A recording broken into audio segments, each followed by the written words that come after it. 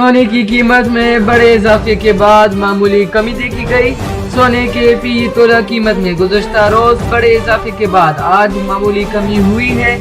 आज Pakistan James and jewellers association के मुताबिक फी तोला सोने की कीमत 1000 रुपये कम होकर 4,18,840 रुपये हो गई।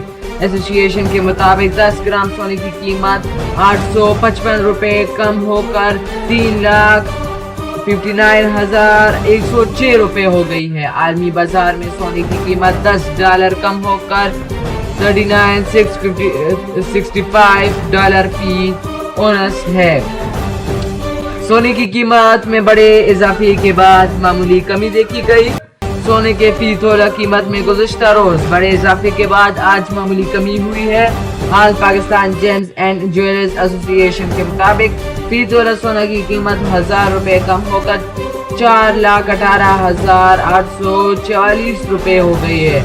एसोसिएशन के मुताबिक 10 ग्राम सोने की कीमत 857 रुपये कम होकर 3,59,106 रुपये हो गई है। आलमी बाजार में सोने की कीमत $10 कम होकर 39,665 फी औंस है। सोने की कीमत में सोने की फी तोला कीमत में हजारों रुपए का इजाफा देखा गया। अब सोने की कीमत में कमी देखी गई।